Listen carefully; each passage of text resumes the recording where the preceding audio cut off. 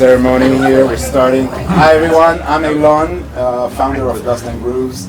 Woo, let's go! Thank you. I'm here. I'm only a guest here. We started 5 Records, listening experience with Gaslamp Killer, 3 months ago? This is our 4th one. And this is our 4th session, kind of like the closing one, where we introducing music from, I guess maybe a mishmash of all the sessions that we've done. They all come together in this special sessions called Trip Hop. I met Gaslamp Killer 12 years ago. Yeah, 12 years ago. 2013. Yeah, when I was shooting, so that's more than 12 years ago. And when I was shooting for Dust and Grooves, my book about record collectors, we became friends then, but we became even more friendly just recently while working on this session, on this series. And I'm really happy that we've, I think we did pretty good, man. And Gaslamp, the wizard here, you get to experience today. And I'll get to experience as well. So, because I usually live in New York, so I ran away from there, from the blizzard. And enjoyed the time here. So thanks for having me here.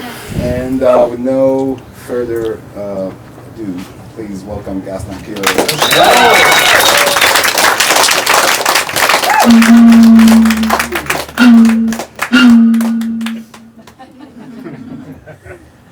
So, my name is William Benjamin Ben Susan. I have been collecting records since 1997. In 1996, I was in this performing arts high school. I got out of this public school system and showed up on the first day of school, and a kid named Sam walked up to me in a dress and said, "Hey, have you ever tried ketamine?" So it was a really great introduction to the real world and not the public school where people are like, "Hey, let's go skate." It was like, no, a boy in a dress walked up to me and asked me if I'd ever tried drugs. I was like, no, I haven't tried that one. So in this performing arts school, I met hip hop heads, I met ravers, people were into all the different styles of music, all these different genres. And I was just starting to discover the rave scene, so I was really into electronic music, and I still was listening to Metallica and Bob Marley and all this classic Jimi Hendrix and the Doors, and I still listen to that music, but something shifted when I met 2 kids, Ricky, Isabella, and Calder Tani, and they asked me if I wanted to jump on their school bus to Encanto, and Encanto, it was a very heavy neighborhood in southeast San Diego, and my pops is from Mexico City. He's 91 years old now, and he is very street smart. He's been through a lot, and he asked me, "Do you know where you're going?" And I said, "Yeah, I'm going to their house." And he's like, "Do you know where they live?" And I said, "Encanto." And he's like, "Be careful." And so I show up, 1996, I think I know about music. I'm wearing Jinkos with a ripped Metallica shirt. And, I walk in and I'm like, "Yo, you got some LTJ Bookham?" And the next thing you know, he drops the needle on Portishead Dummy. Yeah. So the minute I heard Portishead, I immediately shifted gears, and I heard samples and loops from this, what I did not know would be French soundtracks, Italian library, really cinematic, spooky, deep, passionate, painful, grieving sounding music. And I immediately resonated with it, and I decided that this is the direction I'd like to go. If I could find a way to create something meaningful, albeit moody and depressing, it matched my energy, and it really inspired me. So 11 years after that, I went to All Tomorrow's Parties, The Nightmare After Christmas, or The Nightmare Before Christmas. They took the name from the movie. It was like some Christmas nightmare something, and it was the first Portishead set in a decade live, and they curated the entire room, the main stage, which was Portishead into Aphex fucking Twin. This was 2007, 11 years after I discovered them. I had no idea, what they would do live. I had no idea what Aphex would do live. They didn't play in the US at the raves. most DJs and producers and performers that I had witnessed at that point were front and center stage and really like this hip hop kind of punk rock attitude in your face. And Portishead took the stage and they blew so much fog into the audience that you couldn't even see 5 feet in front of your face, and you were smelling that fog juice, boy. I mean, god damn. And they're very strict with weed in the UK, and I think it's loosened up a little bit. Nobody could get pot, so we were smoking hash in tobacco joints that we were rolling spliffs, classic Moroccan hash. It was like a very deep experience. And then they basically debuted their album their third record, which had just been, the wheels had been turning at that time. I'm not sure if it had come out yet, but I had never heard it. So it blew my mind, and they stayed covered in smoke the whole time. And then all of a sudden the smoke cleared, and they took 10 minutes to strike the stage. They brought a folding table from an elementary school looking folding table, put it dead center in the stage, and then put a chair on top of the folding table and blew smoke again. So couldn't see shit. But I'm like, is this the end of the night? Like, are they packing up? It didn't look like they were going to do another show. Sure enough, out of the smoke, behind this weird computer mixing desk console setup that looked like somebody's half a studio they brought in, the smoke cleared a little bit, and Aphex Twin had a chair on the table with his computer on it, so you couldn't see his face. So this is like the UK don't bother me kind of energy, which I resonate with very much, even though I have never shut the fuck up in my entire life. I am still a miserable cunt, and I do resonate with that energy. And British music, as we know, we love it. We are all obsessed with it. We always have been. I'm saying we collectively, because if you're here, you understand. There's a moodiness to this that you can't capture on a sunny day in Cali. Like, we're so blessed here, and I try to, because my inner demons are louder than the sunshine, so I'm able to channel this. But the Brits really inspired me. So I'm going to play the music soon, but I just wanted to say that when Portishead did their first set in 10 years, it really inspired me, and I was really hoping they'd come to the US, because I spent every single cent to fly to the UK and take a 4-hour train to Butlins, Minehead, the shittiest children's resort you've ever been to. We were sleeping on cots, paying a fortune to sleep on a cot. Subsequently, they also booked Madlib. So, Madlib and I go way back. So Madlib and I were hanging out with Kareem Riggins, and we were back there chiefing. Somehow, of course, these cool guys had pot. And they curated Suno, Boris from Japan. It was like dark, moody metal with more rock bands than any beats. I think Madlib was like one of the only beat heads. So it was a very dark lineup. But then I prayed, please.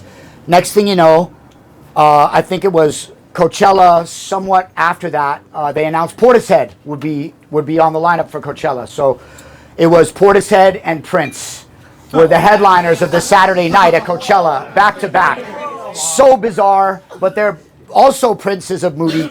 Rest in paradise, a moody guy. I won't use the C word for him because I don't want to be struck down by God. So basically, I was at this festival, or I was excited to go to this festival, and then I got word that Portishead was doing a practice set at the Mayan Theater in downtown LA. Tickets were impossible to get. It was only accessible if you were on the Portishead mailing list for decades, like real fans, So I made it my life's goal to sneak into this event. And so I got there at load-in, and I literally saw them unloading the gear, and it was just a bunch of roadie guys with their, all black with the freaking comms on and shit, and I just grabbed the first box I saw and just walked in. And at that time I was also wearing all black, so so I grabbed the first box I saw, and I was with a guy named Ganja Sufi. We made an album together on Warp Records. It came out in 2010. We recorded it 2002 to 2006. Ganja Sufi and I were dead set on meeting Beth Gibbons and getting in the show. So we grabbed some gear. We snuck in the back. Next thing you know, Ganja Sufi just goes right up to Beth Gibbons backstage. I was ready to be kicked out at this point. The show hadn't even begun. They just didn't even do sound check. Just loading in, setting up the gear, and he goes, Ganja Sufi, Sumach, goes right up to Beth Gibbons and goes, "You want some shrooms?" And immediately, they hit it off, and I was just silent in the corner, just please don't get us kicked out. Please don't get us kicked out. So that was the second time that I saw them. Then I saw them at Coachella, and afterwards Prince got on, and it was one of the greatest nights ever. There's another story in that moment that I was going to tell, but I'm going to save it for another day. And I would start with Portishead, since I just gave this spiel about them, but I would say that the term trip hop was coined when Dummy dropped. This is not this is a point of contention. It's an oral history. So the term trip hop, like hip hop, it's an oral history. This hasn't been notated anywhere. It's he said, she said. There's a lot of people who argue about the term and what it means. Some people say it's Bristol only. So Massive Attack is also from Bristol. They arguably, Angel was in 20 films, and it became the soundtrack to this show House. I guess it was about a doctor, also moody. So I heard. I've seen clips, and this song is what I'm going to start with, because it is, in my opinion, the most cinematic song off the third album, Mezzanine by Massive Attack. And I know this has been rinsed to hell and back, but it's for good reason. It's because this is truly the intro to so many important moments in my life, and it's the intro to so many so many films and television shows. And I just felt like we'll make it back to Portishead, but it's another Bristol group that I'm going to play now. And thank you very much for being here. It's the final session. And thank you very much.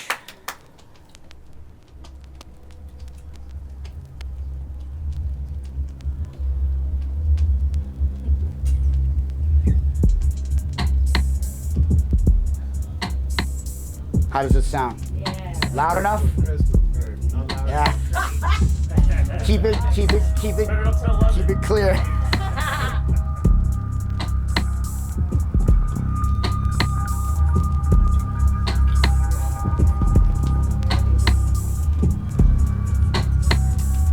Sound good over there?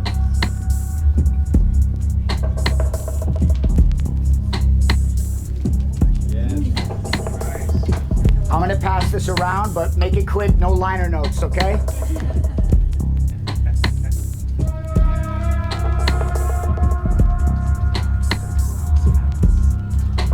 Yeah.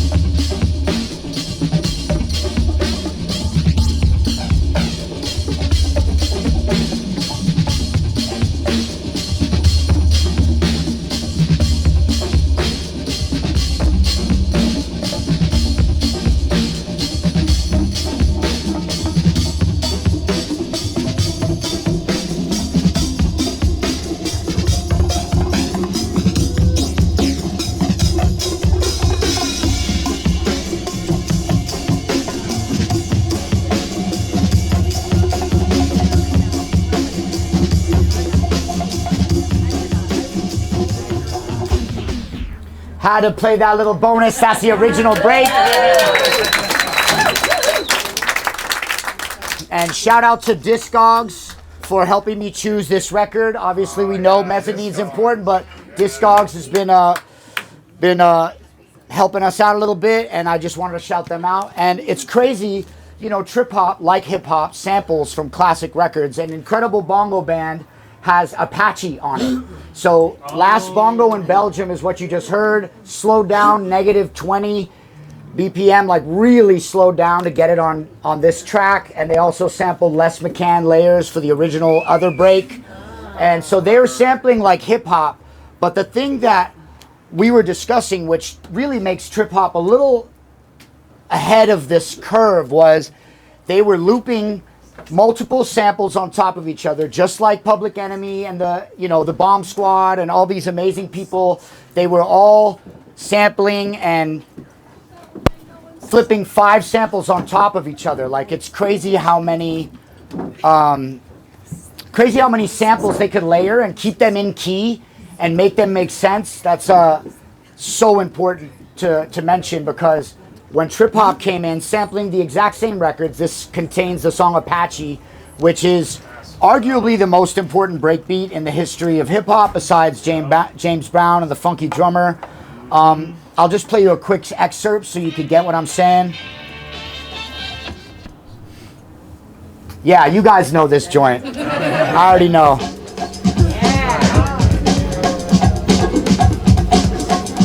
Same record as Massive Attack Flip. So I'm mentioning that. Ani, we can fit you in right here, girl. We got a little mini seat for a mini girl. So Apache, you heard that joint. So trip hop started playing live instruments over the samples. This is something that I'm sure, like back in the day, I'm sure there were hella people doing this in the studio, like Bomb Squad, and all these people were probably playing some drum hits, some stabs, some vinyl stabs. Like, I'm sure, I'm not saying trip hop started it, but it was specific and unique to trip hop that there were all of a sudden layered samples with guitars and vocals that wasn't rapping, something else going on. There were reggae artists like Horace Andy was on the Massive Attack record. This is their 3rd album, released on 4/20, 1998. And a lot of this stuff, you know, like I said, it's an oral history, so it's a point of contention. What is trip hop? This is where things shifted, in my opinion. The live instrumentation and the choices of backing MCs and singers. It's something shifted when this came out versus the other records they made. That's my humble opinion on it. And Discogs said that Discogs mentioned trip hop is like our highest selling record genre right now. And I think that's super interesting, because the 90s really are back. So is Y2K. And no diss to the boys, but the boys don't look great. The girls look amazing. I'm fucking clueless all day. Please dress like that all fucking day. I love it. Not to be a chauvinist, just to be a human man with blood through his veins. I do like their outfits.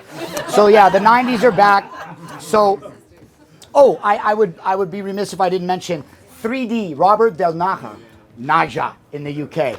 3D, Daddy G, and Mushroom. These guys were fighting in the studio during this record because Mushroom was one of the founders, and he was not happy with the direction the band was taking their Mezzanine record. They did not agree on sampling versus playing over stuff, so there was a very frustrated energy in the studio, and all 3 of them worked in 3 different rooms. And I guess that's like I thought that was the Sophomore Blues. I guess that's the 3rd album. What's the 3rd album called in the titles? You guys know? It's the Sophomore. Yeah, there you go. I obviously didn't go to school. I fucking don't understand. I never went to college. I don't remember high school. This is the first time I've taken notes in the last 4 months since 2000 when I graduated, so I'm not lying. But yeah, you know, this like industrial sound, very moody, very dark, with the instrumentation on it, and the fact that it made it to #1 on the UK charts is unheard of territory. And that's kind of in 98, people were recognizing, okay, this is a genre, this is a thing, it's not going away, it's not a fad. And Portishead came out in 1994. Dummy was their debut album, and it wrecked shop. And all the hip-hop heads were listening to it.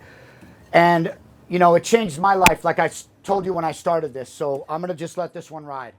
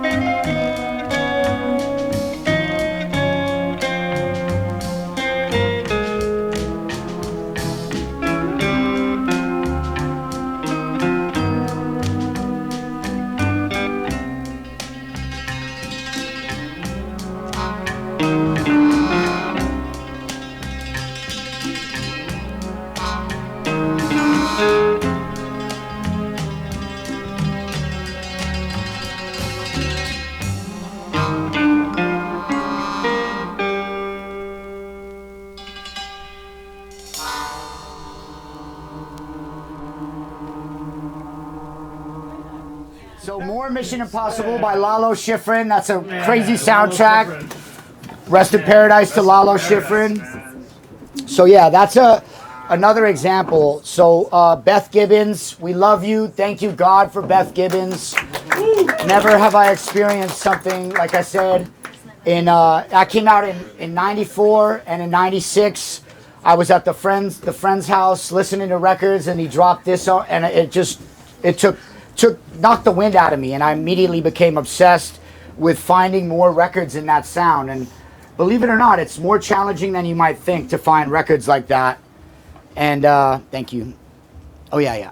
Anyway, so Beth Gibbons, Adrian Utley, and Jeff Burrow, unlike other bands or producers or trip hop outfits, these guys would get in the studio, record these takes with the live band, press the live takes from tape to a dub plate or an acetate. Dub plates are a Jamaican culture thing where you could press up a dub plate for 50 quid and take that and play it around 10 times before it would just hiss the whole way through, because it was made of this different material called an acetate. So it wouldn't last for playing gigs, but in Jamaican sound system culture, they would make a dub plate of their new tune that they made in the studio from the tape to the acetate. So Portishead took the sessions and cut dub plates, and then took the freaking dub plates that are 50 quid each, which like $100, and they would take this very rare record,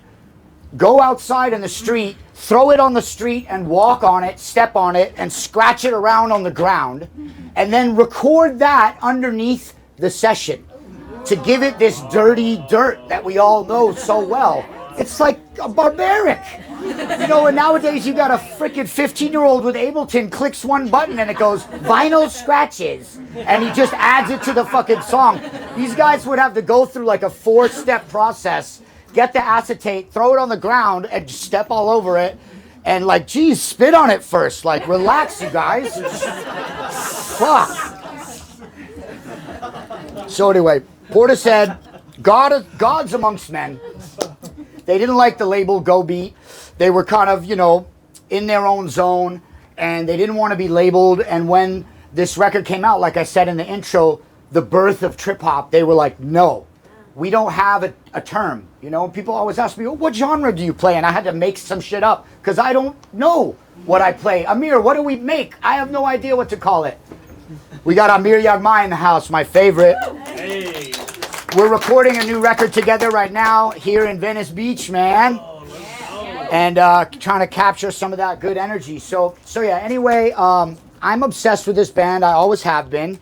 And they kind of set a different kind of standard and kind of made it really hard for other people to even get near them at all in any way. And I do appreciate Massive Attack for getting their own sound and getting not it's a different thing. Anyway, a couple of other interesting pieces of information. This was August 22nd, 1994, recorded for a year in Bristol. So once again, they're from Portishead, that's their town, but Bristol, UK is like, Bristol's the trip hop town. It's also the birthplace of Banksy. And Banksy, people say, who's Banksy? Oh, it's the guy from Massive Attack. It's part of their tribe. Is this a cyclist crew? Yay! All right. This is perfect timing for the rowdy nonsense. All right, everybody, this is the part of the show where we all get up. No, I'm joking. Who else came from Bristol? Massive Attack, Portishead, Banksy. Who else? Wallace and Gromit. Wallace and Gromit! Okay, I didn't expect that, but... Yeah, and so the self-sampling with the acetates, that's the craziest part of this record for me. That's the point that blew my mind, because there's all these different techniques of recording, like, who would think to do that? I have no idea, but they birthed the fucking sound, man. And they really took it all the way there. And they're playing guitars, drums, and bass over the samples. They're playing Rhodes, playing organs. Dusty, moody, amazing shit here, you know? Not as exciting as this, though, you know? Yeah. Yeah, they're passing by. They'll pass us by in a second. This happens every time. God bless them and their LED lights. They just bring me so much joy. Oh, so they use an SH-101, which is a keyboard from Roland that I use on a lot of my stuff. They also use a Roland Space Echo.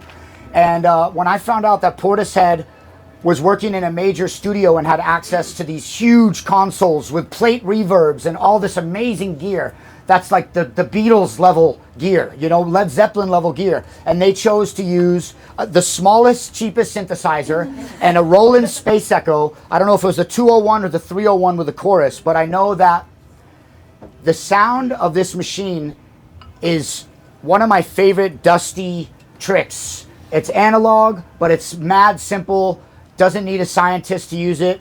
And you could turn down the echo and turn up the reverb, and all of a sudden you have this original sounding reverb that could be construed in your mind as just as high quality as the plate reverb, the 1176 compressor, all this stuff. They were just using this Space Echo that's accessible for even people like me. And I use that and the SH-101 on all my music, so I love to know that they used it as well. So shout out to Portishead. And this culture, trip hop, you know, just like instrumental hip hop, it made its way around the world.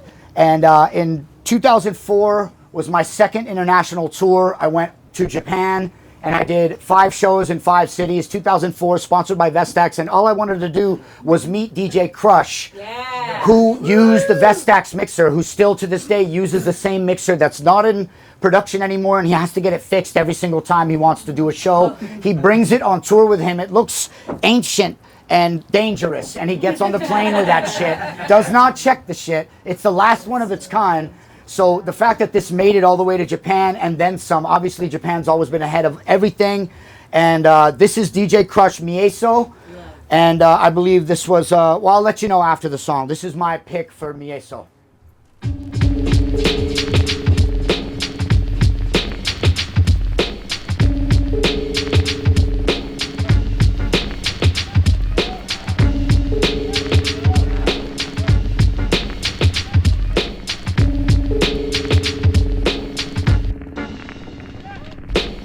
Yin for yang, I walk on a line between ghetto slang and stimulation of the mind. Life is a labyrinth of dollars and cents as I quest for cream.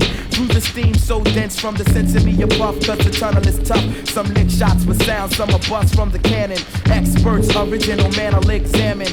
I am in fact lacking confusion as to what's real and what's illusion. I come from Philadelphia, health you never take for granted. It's hot as the equator in a cipher around the planet. Or abnormal niggas appearing out of portals and demanding your soul. Who control the 8 immortals but the number 7 in this continual maze where nights fight with days? Within my mind never wine blaze. And some say I should change my ways, but it's hard to hear the phrase through the havoc and haze. Thought style lyricism never cease to accelerate. It's the great lab dweller. The mentals of the roots are beyond any computer. The judge, prosecutor, or the drug distributor. Respect to the ex-Lex Luger. My nigga Malik be the intruder. Philip Fifth Dynasty's the future. And DJ Crush is the producer. You're dealing with the ginseng groups. We get your renaissance looser. Remember me, the thought I represent essentially and mentally. Eventually you mention me as most high. My decibels are most fly. I come to paint your thoughts black. Your Crush, where's that?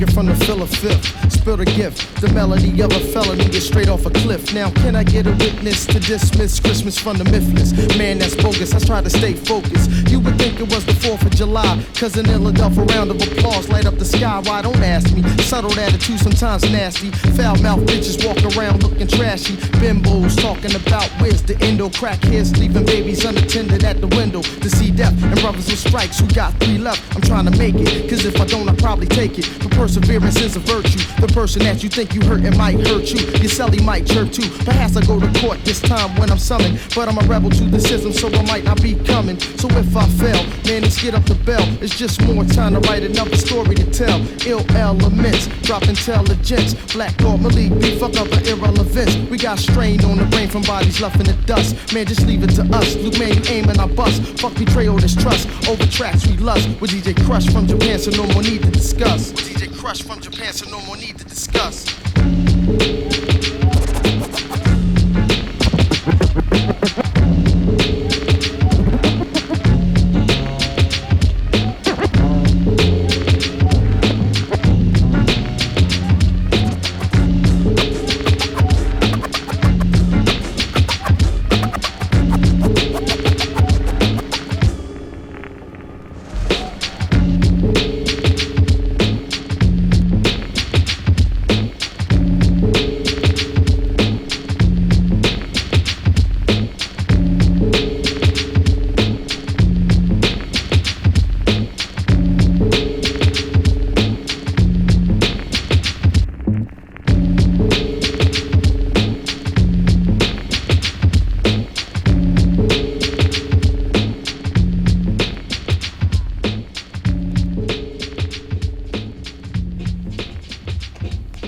Yes, y'all. DJ Crush Mieso.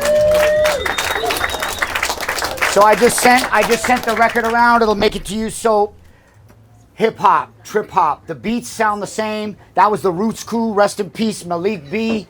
He tragically passed away not too long ago. DJ Crush, the title track of Mieso, he chose to make that song. You think that was a mistake? Like, this guy understood. He's working with CL Smooth. He's working with Guru from Gangstar. And DJ Shadow is on this album as well. So I won't even start with my obsession with Shadow. The last psychedelic rock, prog rock presentation we did, we discussed DJ Shadow in that as well. Cut Chemist was our special guest. Shout out to Cut Chemist. Last month was incredible. And DJ Shadow, this kid from the Bay Area, literally Mowax, James Lavelle, this is on Mowax. Like, these guys were scouting from Tokyo to LA. They were trying to find the illest cats in the world. This was the sophomore album from DJ Crush. He is a turntablist. He was doing all of his beats by scratching in samples, making beats very, very like caveman level, fucking rough, tough, fucked up, just badass the way he designed his samples. Like, it wasn't some crazy studio and some fancy computers. It was very humble, you know? He's a DJ first. And I resonate with that so much. A lot of producers that you see now, they have their computer and their keyboard and their mouse right in the front and all the gear around them. For me, it's 2 turntables and a mixer first. And then I have a keyboard and a drawer with a monitor behind it. And like, I really appreciate DJ Crush so much for having that as his foundation. I feel the same way, even though I rarely scratch on my own music. I'm trying to keep the joints I make instrumental so I can scratch on them when I'm performing live. But nowadays, you know, I realize you could just make an edit, or you can use stems and you could just take the scratches off the record and do it live.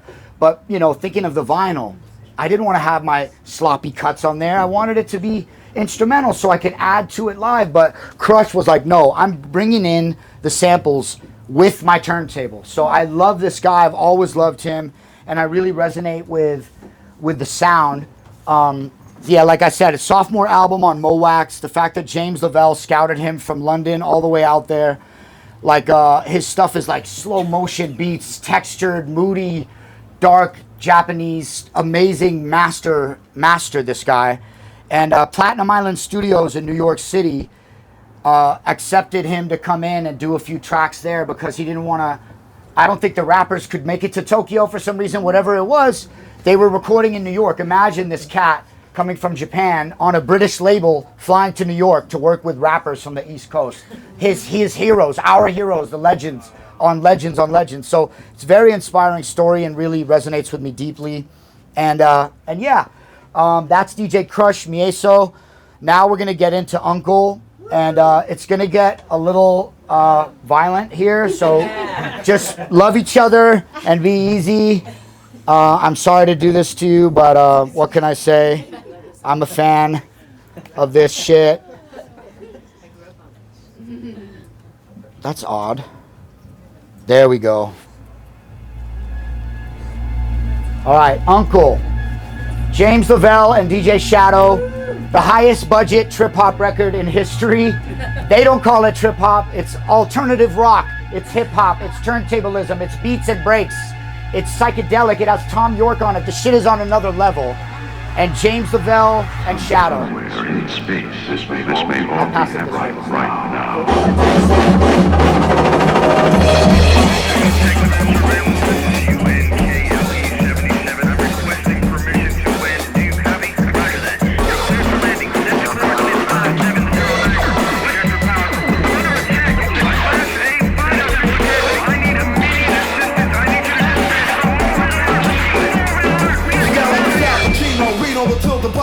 The Mad Dino, Mr. Bambino, the Gambino, bigger than Jim Colosimo, more reservoir doors than Tarantino, scales for Venezuela, Barantino, making the block out of the jalapeno, G. Luciano, be wet like Pesci in Casino, $50 cigars here, for Bosnia, the Mafia, Don Boy like Garcia, drugs on that baby Barbia, the inmate behind the bar freer, for poking over Panama steer, Don with the Parmesan, ready to bomb like Vietnam with arms, cause a Holocaust a phenomenon, the cheddar spreader, the killer with the gold beretta, the sweater wetter with the hollow letter, drama setter, Shabama redder, getting redder, kids the mama shredder, infrared ball for all better, the godfather, the problem solver, coming through with the 6-shell revolver, how does lava, gun skills is reeling in the film, I'll be the barber, gangsta samba, the motherfucking face carver.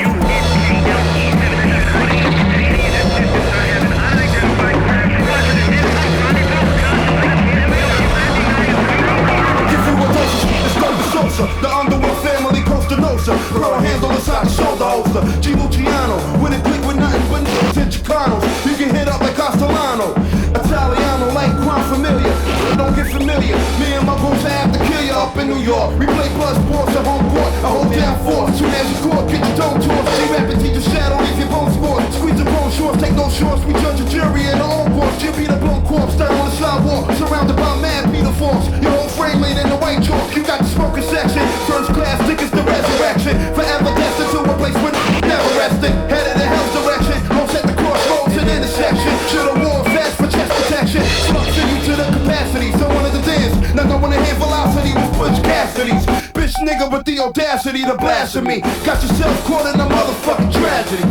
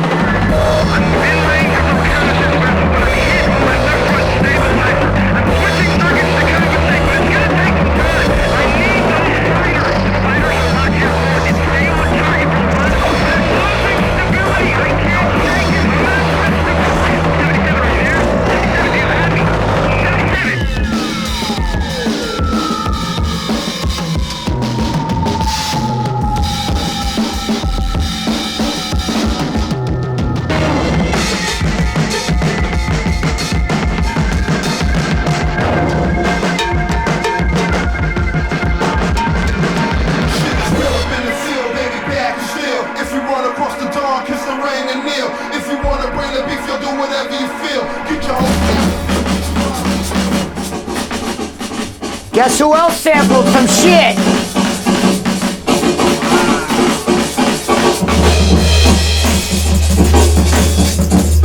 This is the original sample from Italio.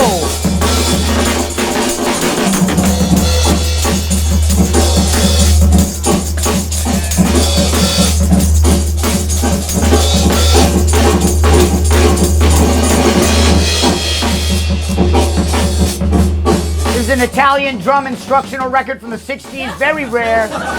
They took the whole thing, they jacked the whole fucking song. The breakdowns, everything.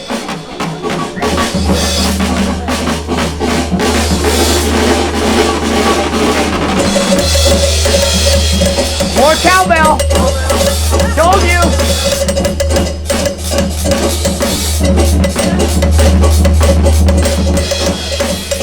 Right?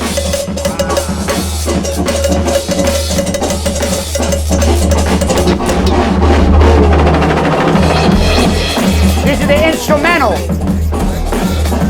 You hear that shit?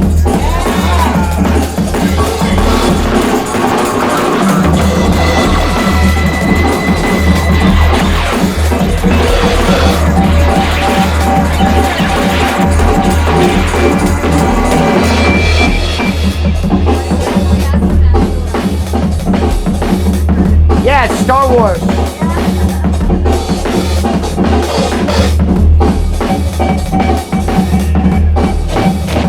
Nuts. It's genius though.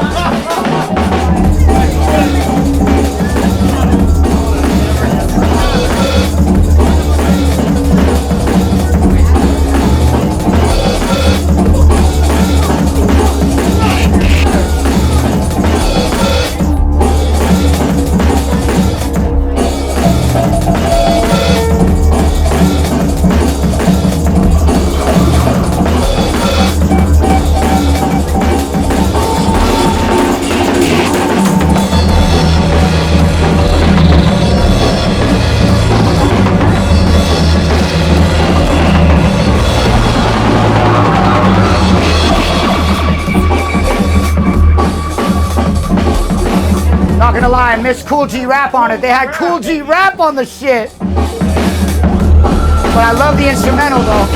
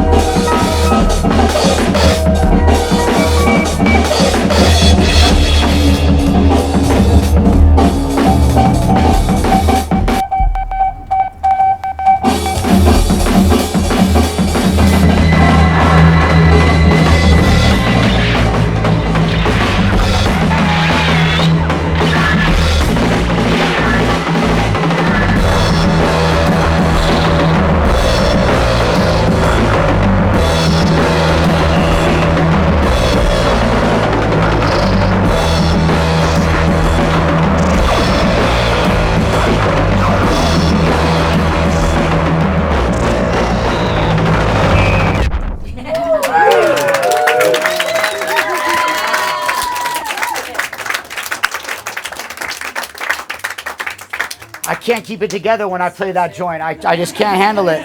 And that's definitely not like the trip hop song on that album, obviously. But bro, the way that they engineered that, so that breakdown that comes in with a crazy fucking King Kong fucking drum roll, literally took an Italian library record and 3 funk records from the South to take those middle breaks. I think they're from the South, but I know it's 3 different funk breaks from different records, rock, funk, in the middle of the most brilliant Italian library freestyle fucking record of all time, Tullio de Pescopo. They took this joint, La Batteria Moderna. This is a fucking instructional record. It's giving drum lessons. Like, this is what... So imagine being in a record store and you see this and you're like, yeah, I'll buy that. Like, obviously it's got a drummer on it and it says... says the school, Modern Drums, a practical guide. It's like, it's DJ Shadow. One of my favorite things about him, he has DJ before his name for a reason. He is a DJ. He is such an original, incredible, brilliant mind. The production techniques, sampling Star Wars. And I remember on his first record, he sampled Metallica, Master of Puppets. And I thought, I grew up to Metallica. I saw them in 1994, Browns Field, in a fucking dead airport in Tijuana. That was just like, don't ask me why my parents let me go. Maybe they didn't know, maybe they did, I don't know. So he actually got Jason Newsted to play on this record. He got Metallica's lead guitar player to play on his shit. Like, he grew up in SF, Bay Area, not in SF, but in the Bay Area. Metallica's from the Bay Area. Like, he called him up, like, hey, I'm doing this record. Metallica's like at the height of their career. They're like, yeah, I'll play on it. Like, how do you get, first of all, James Lavelle, the biggest A&R in the UK, finding a guy from the Bay Area. Like, Shadow had made a name for himself, but the fact that they put this album together is mystifying to me. It's kismet. It's divine intervention. He actually has a song called Divine Intervention. I really worship Shadow still to this day, and I can't say that about a lot of people, but I love him so much. Let's give it up for Shadow one time. So they recorded in Hollywood and San Rafael and in London, the Strong Room in Metropolis. This was August 1998. It came out, but it was recorded between 96 and 98. You can imagine with all these features. Tom York, homie from the Stone Roses. Like, I had to put this on the list. It's too long. Richard Ashcroft from the Verve, Mike D from the Beasties, Ian Brown from Stone Roses, Cool G Rap, and Tom fucking York singing and playing the Rhodes and playing the keys. Like, Rabbit in Your Headlights is arguably one of my favorite Radiohead songs, but it's not a Radiohead song, but it's as good as some of their fucking records. It's just inspiring to me to know that there are no limits, and you could fail at being a janitor. You might as well try to fail at being what you want to be first. It's one of these types of stories that I love. Although janitors, I'm not mad. I know I stop thinking when I'm cleaning my toilet completely. I'm no more depression, no more anxiety. I'm just focused on getting that shit clean, man. It's manual labor. It gives me a brief moment. I live alone. It makes sense. I actually spend a lot of time on my knees. Let's stop there. So, Crush, Shadow, James Lavelle, the way they put it all together blows my fucking mind. Supposedly there was a tension that was famously grueling because Shadow is just in his element. He doesn't do many interviews. He's not performing all the time. He's very strategic with his appearances, with his production, with the way he names the songs, his concepts. Conceptually, Shadow is like he really is a sorcerer, man. He's on another level. And James Lavelle is the A&R, but he's also on the front of the record made by Futura 2000, one of my favorite graffiti artists and fine artists now of all time, legendary hip-hop hero, Futura 2000. And this guy did the artwork for that, and he did the artwork for Mieso Crush as well. So it was a big Mowax compendium with New York and London and the Bay. And James Lavelle was running around like a chicken with his head cut off because he was the A&R wrangling these huge artists, huge rock stars, lead singers, frontmen. And Shadow was just like, yeah, whatever, you know, here's the beat. Like, take it or leave it, you know? And I don't know what email was like in 98. I don't really remember. I don't think it was great. I think it was still called electronic mail from Google Mail. Anybody still have their Google Mail? I don't know about that. So anyway, I think it's a really important moment, and I chose that song because of the samples. And once again, the live, the sampling with playing over the samples, and the drums of death, that song I just played, you could never have convinced me that they didn't have a drummer play that in the studio, that it was a 1969 or 71 Italian drum instructor. I would have never thought that. It was like, I would kill to make a drum sound like that. That's what I was thinking in my head. How do I make a drum sound that good? Guess what? Nobody fucking can. They lifted it. It's impossible. It's a different era, you know? And now engineering is becoming it was much more sophisticated and kind of, dare I say, more sexy back then. It's a little more computerized now, but they can really replicate some incredible sounds. And there's a lot of people that I respect that are going back to the analog sound and getting like the Motown sound of drums somehow in a modern era with one mic and a fucking laptop. And so I'm not saying it's about the gear. I personally have very little gear in my studio. I think it's more about your imagination.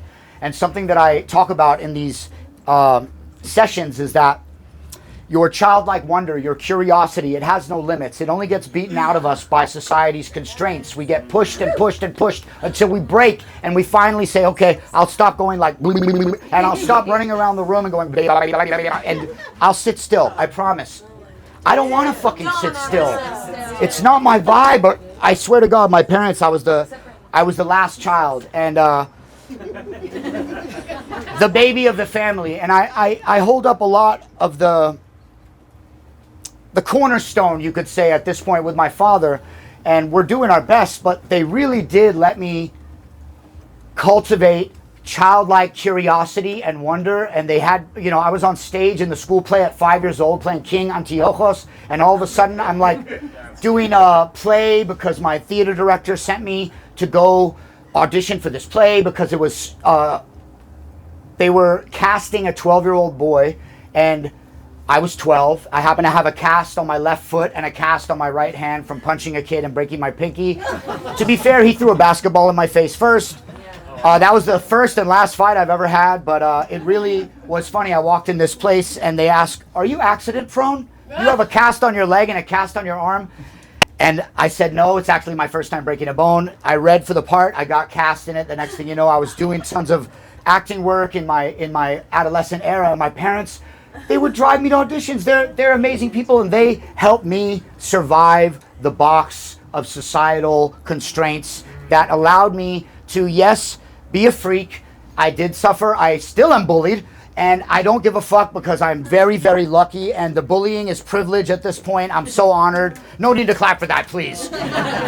You just heard my inner child make a squeak right now. My inner child, hey, I know you're still in there. You can squeak. I hug you every day. Squeak away. He's actually screaming bloody murder, but all I can hear is a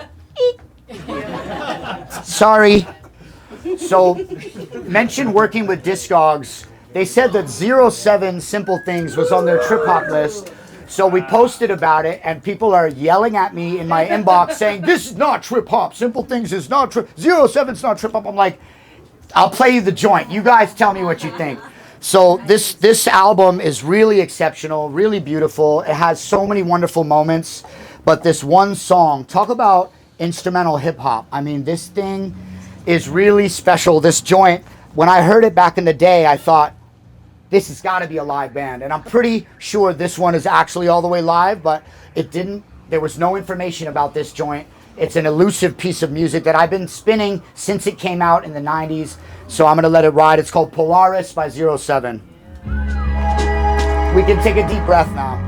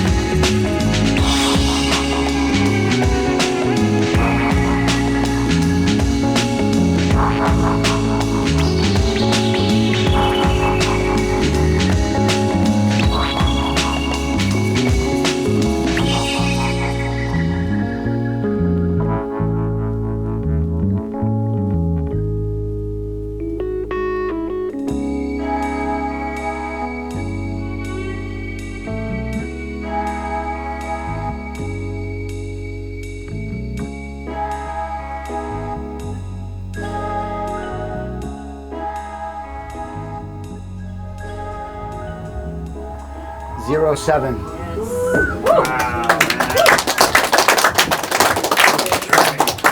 Needed a little gentle energy. So this is a British group. That's their debut album. And they used the London Session Orchestra, same way as Uncle did on Lonely Soul and a couple other songs. It's like a big string arrangement. That's not the symphony orchestra, it's the session orchestra. They're very popular for doing strings on albums at that time. Henry Binns and Sam Hardiker, two London studio engineers. They met as teenagers. I think it's really interesting that they put this type of music together. It actually was a 15-piece band. While doing remixes for Radiohead, they got the idea to name it 07 and make this record and just keep the sessions going with a 15-piece band. Like, I had no idea about this. Like, I tried to do as much research as I could. I love learning new things. It's something that I found you can, in fact, teach an old dog new tricks, and I'm more hungry to learn than when I was a kid running around in class making fart noises. So I'm really glad that there's more information for us now, and I can actually retain some of it because I'm not a completely lost child running around taking acid. So the chill out movement, down tempo, a lot of people were like, oh, trip hop, down tempo, they're two different things, and conflating the two and arguing. People love to argue, but I listen to that music. That's not acid jazz. That's not exactly down tempo. That's not exactly trip hop. But I know that it fits in the era. It fits in the genre.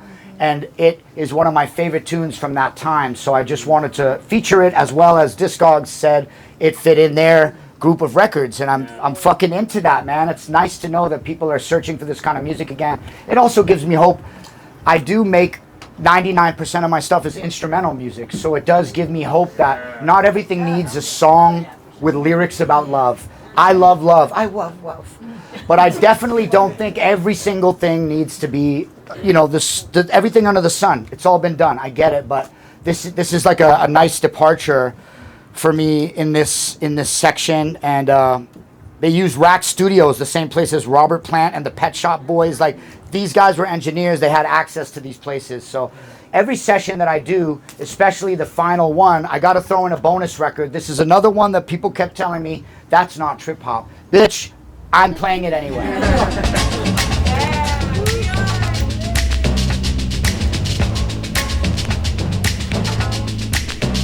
If you ever get close to a human and human behavior,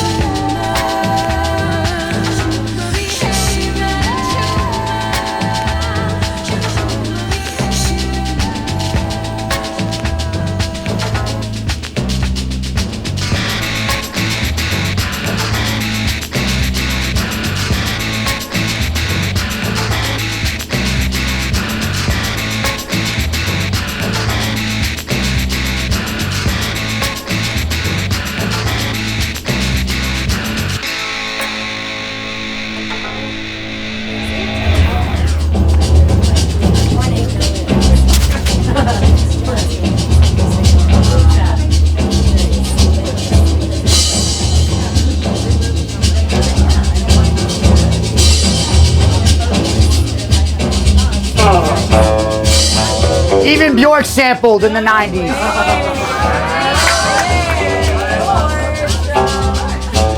Hip hop changed the motherfucking world, straight up. Trip hop.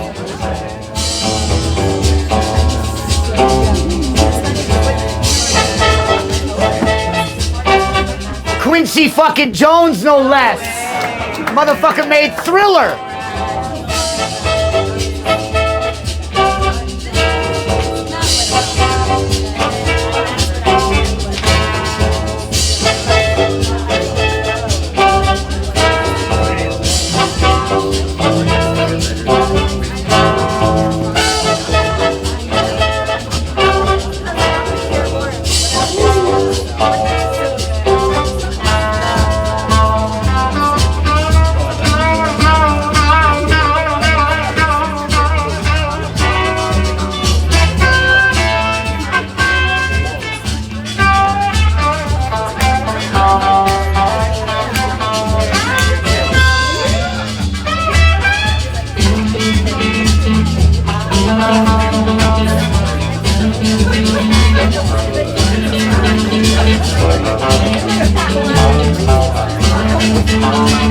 Dude, that was amazing. Thanks. What time is it?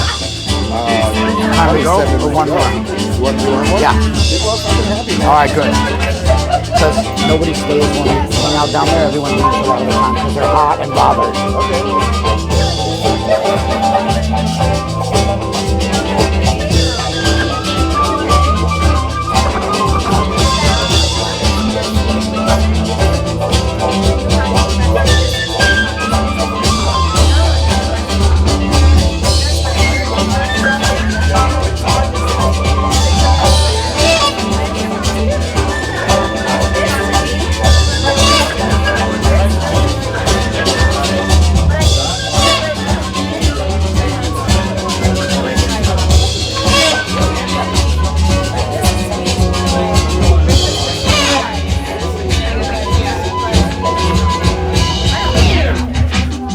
Thank you.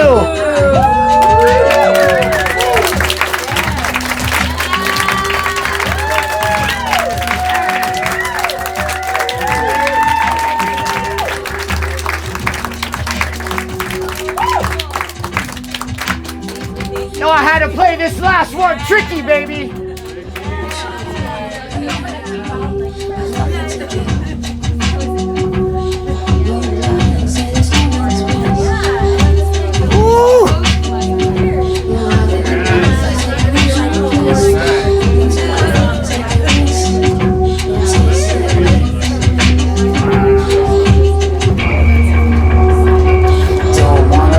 On top of your list, emotionally a bit kissed.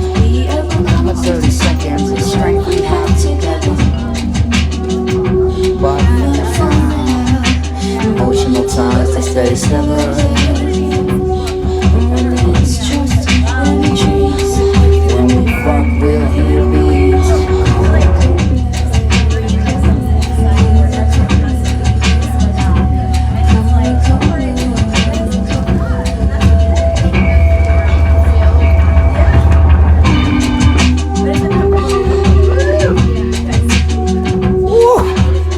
God, sexy right here, man. Fucking God, sensual, you know?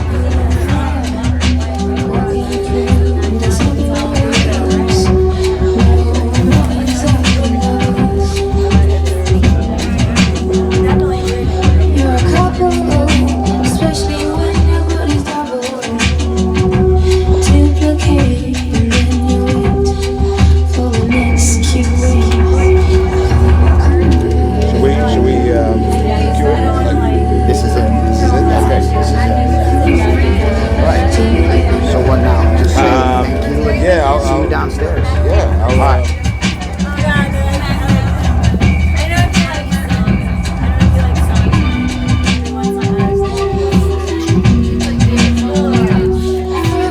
Be gentle with these. They're all originals, all rare pressings. Okay. All originals. All right. All right.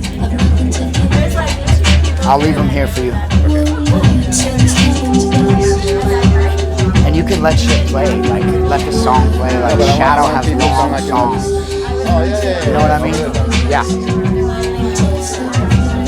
Like, so this side, the green side, has like 12-minute songs. You can let this side play. But this side. Okay. What is this?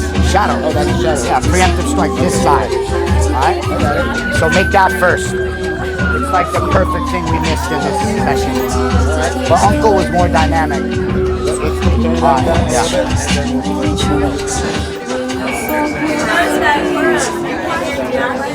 All right, guys, thank you so much.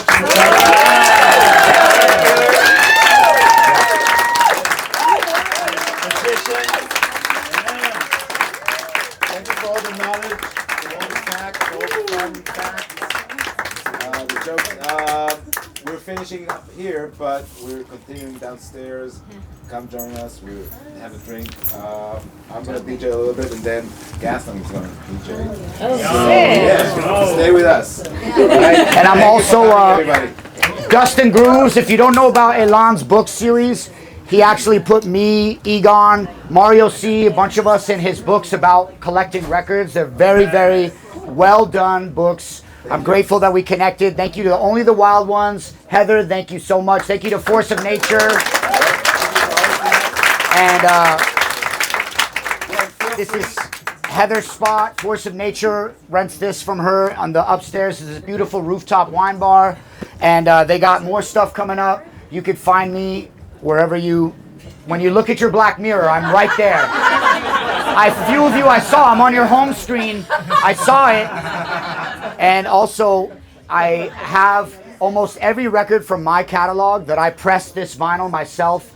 While Elan's spinning, I'm gonna come downstairs after I pack up and I'll be selling a few records, signing a few records. No press, no stress. Just wanted you to know I got everything. So thank you. Take those postcards. This is Dustin Grooves. Yeah, take the postcards. And big thanks to Discogs as well. And love you guys. Thank you. Yeah, I have a bunch. I'll make sure. Yeah, you were my co-host up here.